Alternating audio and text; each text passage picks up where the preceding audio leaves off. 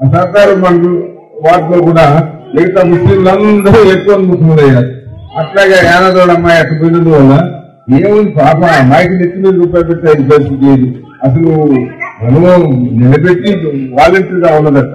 గౌతమ్ బాబు అమ్మాయికి అవకాశం కల్పిస్తారు. ఆత్మకూరు మున్సిపల్ చైర్పర్సన్ అయితే అమ్మాయి ఆ వాలంటీర్ అమ్మాయిని తీసుకుని మున్సిపల్ చైర్పర్సన్ చేస్తే వాళ్ళు ఏదో డబ్బులు ఇస్తామన్నారని ఎంత ఇస్తామన్నారు నాకు తెలియదు. 15 లక్షలు అంటారు, 25 లక్షలు అంటారు. ఆఖరికి ఎంత ఇచ్చిందో అనుకోవడం మనకు తెలియదు. అందరికీ నమస్కారము.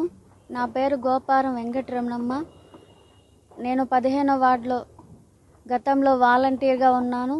తర్వాత జరిగిన ఎన్నికలలో కౌన్సిలర్గా గెలిచి తర్వాత మున్సిపల్ చైర్మన్గా నాకు హోదాను కల్పించడం జరిగింది.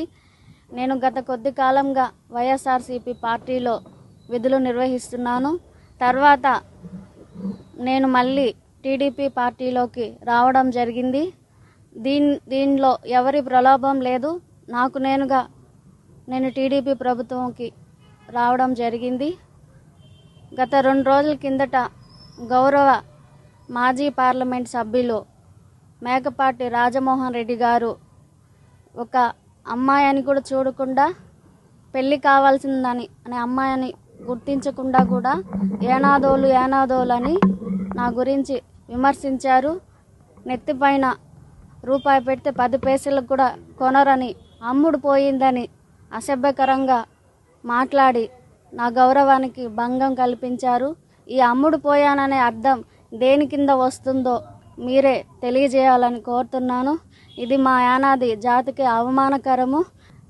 నా గౌరవానికి భంగం కలిగించిన మాజీ పార్లమెంట్ సభ్యుల మీద అదే మేకపాటి రాజమోహన్ రెడ్డి గారి మీద తగు చర్యలు తీసుకోవాల్సిందిగా కోరుతున్నాను. అదేవిధంగా రానున్న రోజులలో నాకు జరిగే ప్రతి ఒక్క విషయానికి పరిణామాలకు కూడా తగు రక్షణ కల్పించవలసిందిగా పోలీస్ శాఖ వారిని కోరుతున్నాను.